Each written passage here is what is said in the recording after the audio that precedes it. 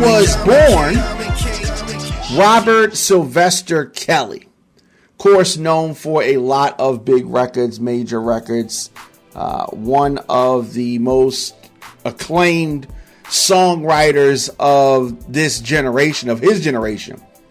Of course, the 1996 hit, I Believe I Can Fly. Many others. Trapped in the Closet, 12 Play. So many records come to mind when we think about the music of R. Kelly. R. Kelly, of course, sold millions of albums and remained in demand even after allegations about his abuse of young girls began circulating. It kind of hit the underground scene. It was kind of talked about in the 90s. And it did not, hinder his career. Of course, we know about the romantic involvement with Aaliyah, the late singer Aaliyah. We know about a lot of different things. R. Kelly was acquitted of child sex abuse charges these were image charges. There was this infamous videotape that was floating around. Anyway, he was acquitted of those charges in 2008. So I guess R. Kelly thought that everything was good. He thought that stuff was behind him. But a second trial in Chicago in 2022 ended with his conviction on charges of producing images of child sex abuse and enticing girls. So that was that's how we got where we are now. Widespread outrage over Kelly's sexual misconduct did not emerge until the Me Too era, as they often talked about Me Too era, reaching a crescendo after the release of the documentary Surviving R. Kelly. So that's how that's the backstory. Now, R. Kelly's racketeering and trafficking convictions, along with a 30-year prison sentence. That's right, you heard me, 30 years R. Kelly received.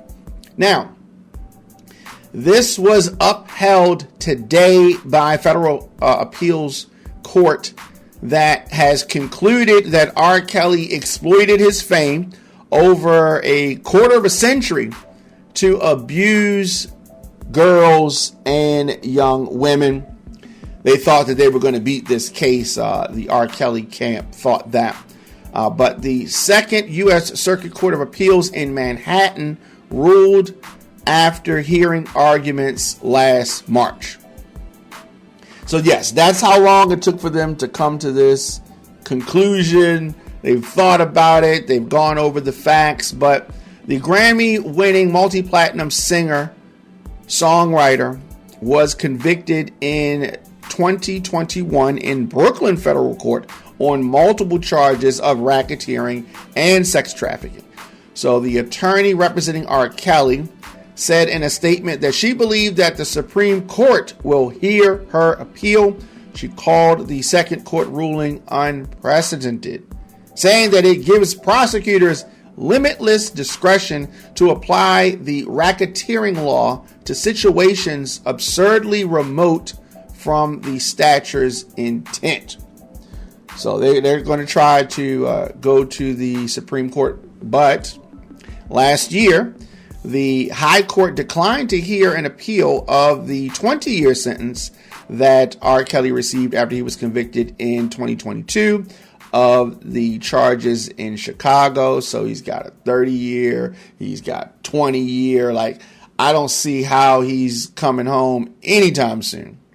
Now, the Second Circuit Court rejected R. Kelly's arguments that the trial evidence was inadequate, that the constitutionality of some states' laws used against him were questionable, that 4 jurors were biased, that the trial judge made some improper rulings and a racketeering charge, more commonly used in organized crime, was improper. The Second Circuit Court rejected all of those arguments. So you had that, and they said that enabled by a constellation of managers, assistants, and other staff for over 25 years, R. Kelly exploited his fame to lure girls and young women into his grasp, the appeals court said, noting that members of his entourage helped introduce him to underage girls. So the evidence at trial showed that he would isolate the girls from friends and family, control nearly every aspect of their lives, and abuse them verbally, physically, and sexually. This was a panel of 3 judges that came to this conclusion. The appeals court said it was neither arbitrary nor irrational that several accusers were permitted to testify at trial that R. Kelly gave them herpes without disclosing he had a sexually transmitted disease. And it was not unduly, cumulative that 7 witnesses who were not yet adults when R. Kelly began to abuse them were allowed to testify. None of the testimony was more inflammatory than the charged acts, the appeals court said. So R. Kelly did not want these folks to testify, some of these girls who were minors at the time of the accused behavior. He didn't want them to testify. The judge said that they could and they should have been allowed to testify. And Second Court also said that it was not unfairly, prejudging or for the trial judge to let jurors view the graphic videos. So the videos were played. The videos, the appeal court said, were properly admitted to show the means and the methods of what they call the enterprise, including the level of control and dominance that R. Kelly had over the victims. So some of you may wonder, why? How were they able to use the racketeering charge? Because that's what got R. Kelly all this time, the racketeering. So if you notice, a lot of times through the course of the trial, if you read the transcripts or you heard anybody talk about it or you read anything about it, they often talked about the fact that members of his staff, folks that were surrounding him, helped him get the women that were abused. And that, constituting the fact that this was people that were employed by him, R. Kelly, they were part of the entourage. They looked at that, the enterprise, the criminal enterprise being the R. Kelly team, the movement, the whole thing. And that the singing and the performing was part of what was used to entice and coerce and seduce these young girls and women. And so if members of the team, people that are on the payroll, are helping in the abuse, that is how, and it is novel. We haven't seen it done quite like this before, but I think that they're going to use elements of this in the P. Diddy trial that is coming up in May.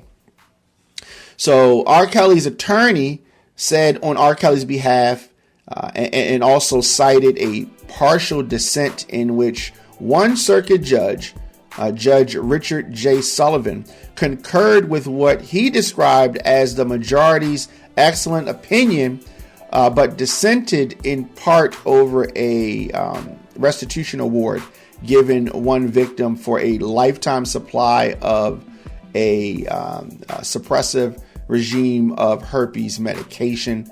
The award was based on the cost of the brand name drug when a generic drug was available.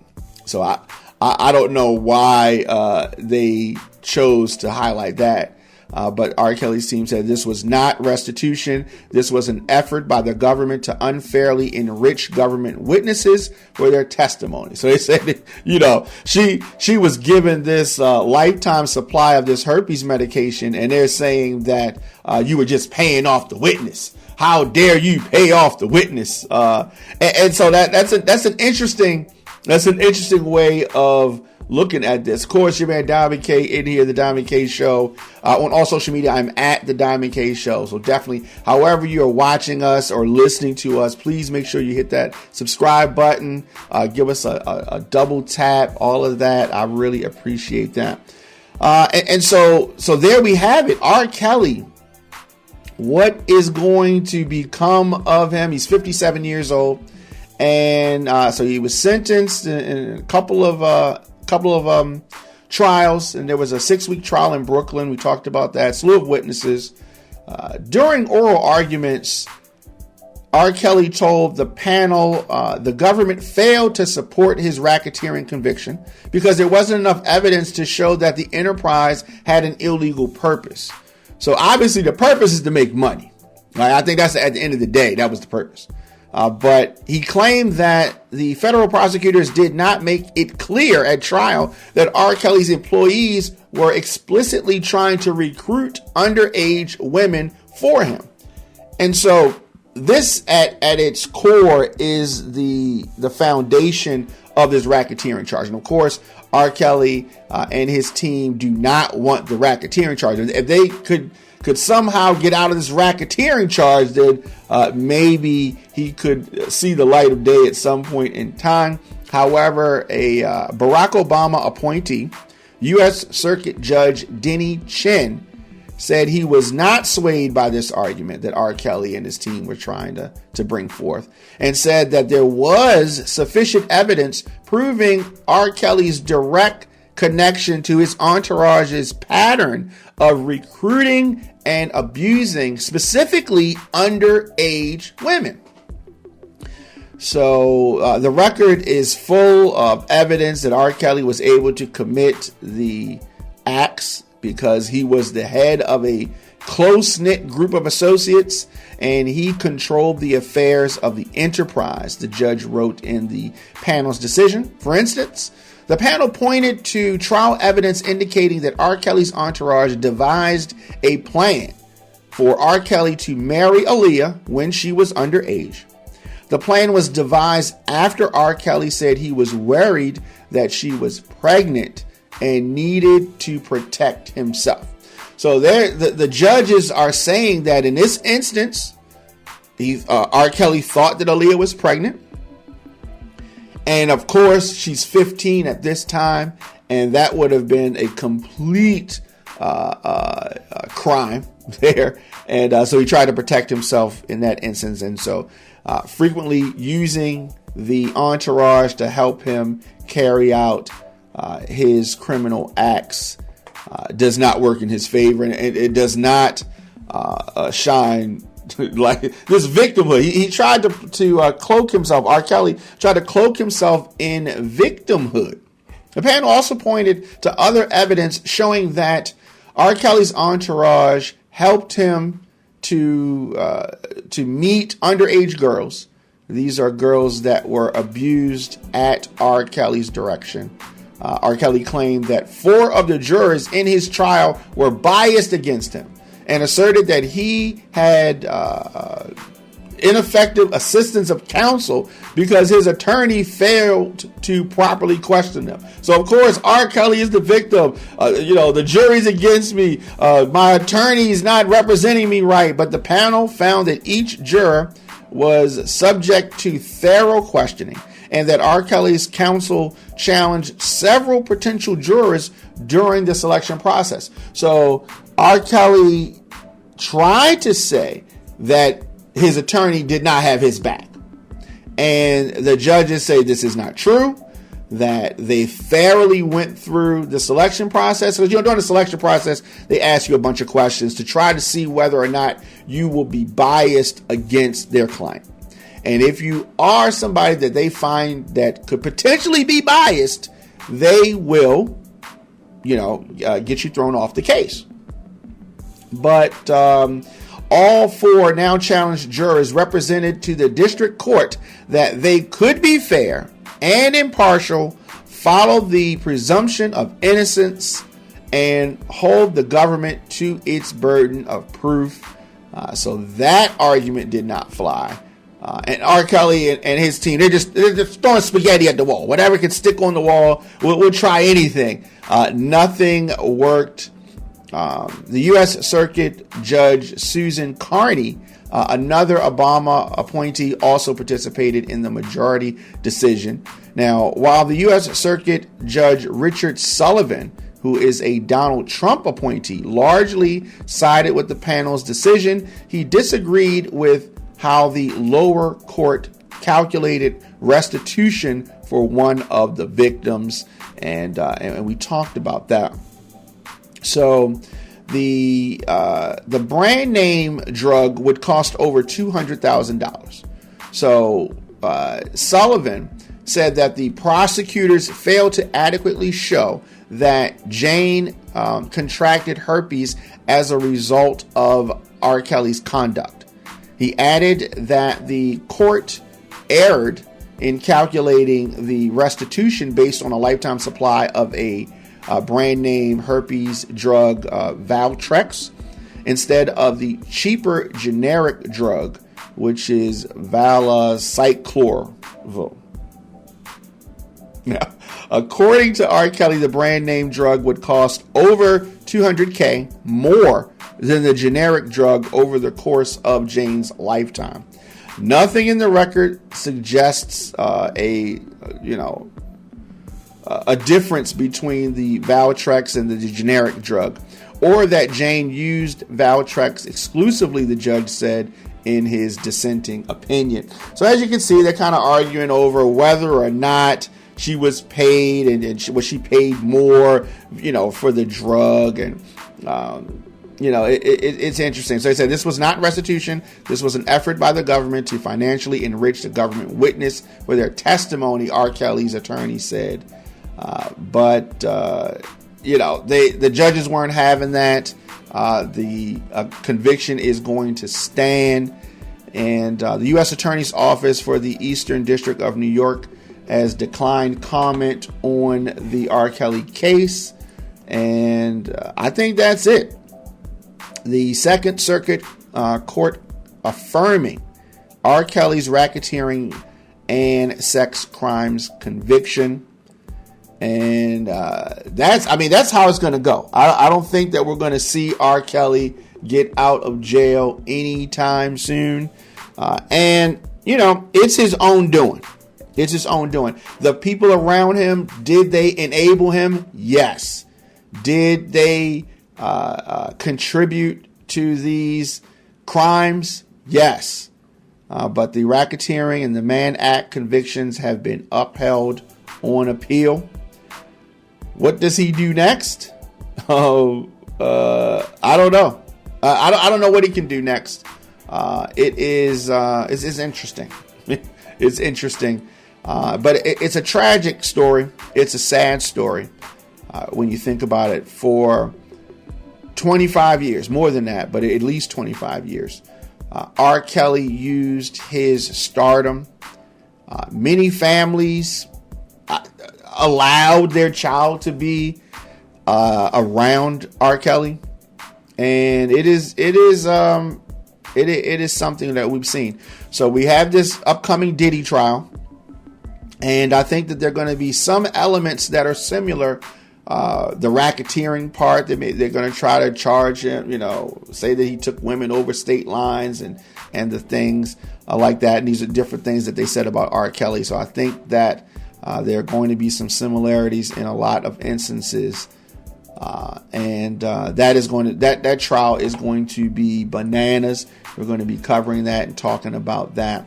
Of course, I am available on all social media. Hit me up at The Diamond K Show.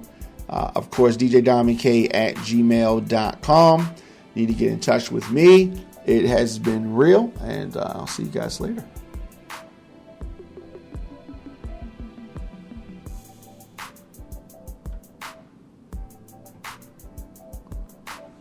All right, so what's going on TikTok? All right, so we cut off YouTube and we cut off Instagram, and looking over here, seeing, yeah. So R. Kelly is definitely going to stay there. He's not getting out. Did y'all think that, y'all thought that he was going to beat this charge? I don't know. I mean, he makes good songs. He makes great music, or made great music. And as a DJ, you know, sometimes I play some of those songs. I mean, there are times where I play Step in the Name of Love. I'll play Backyard Party. I'll play Happy People.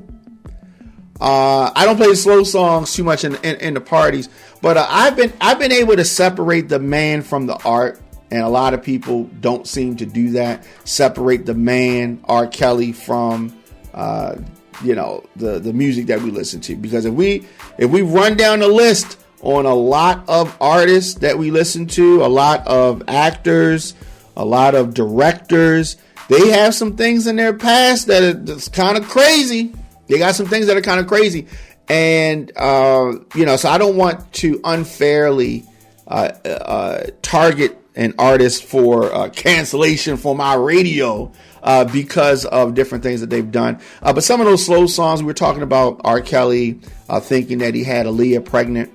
And there are songs during that time period that you can tell he's talking about Aaliyah. And that's kind of weird, right? So some of those slow songs, it's kind of it's just uncomfortable in some instances. But I do still listen to R. Kelly's music, and like I said, at some parties I will play it. But of course, it's up to you whether you listen to it or you do a lot of. I mean, so if you have a rapper that killed someone or goes to jail for selling drugs or whatever, do we stop listening to their music? No, usually we don't. If you were listening to somebody like that, they were already talking about, usually if it's a rapper, they're already talking about banging guns and selling drugs. And so when they go to jail for these acts, that doesn't make you stop listening to them, these crimes. And in those instances, you're not separating the artist from the art. I guess you said this is what he said he does or she does on record, so that's what they do, and it's all good. But R. Kelly has so many records, and I'm still going to play some of those songs, and I still do. With regards to Diddy, obviously I haven't played as much Diddy records as in the past. Diddy has touched a lot of records. Am I going to stop playing Mary J? No. Am I going to stop playing Lil' Kim? No. Am I going to stop playing Biggie? No. But Diddy specific records, like his songs, some of those I don't really play. But I mean, I don't know. I don't know. I have not played any. I mean, he didn't really have a lot of music out recently that I'm playing. So I'm more so on old school sets or something like that. But for right now, Diddy's on pause. Diddy's on pause for right now. Now, some records that he produced, I'm still playing, if appropriate. So we'll see. But let me know, should I stop playing R. Kelly records at parties? Should I stop playing Diddy records at parties? Please let me know in the comment section, or hit me up, djdiamondk@gmail.com. And definitely, it's been real. So I'll see you guys a little bit later, because so much to say. R. Kelly going down. R. Kelly going down. And pause. Who's running this club? Who's running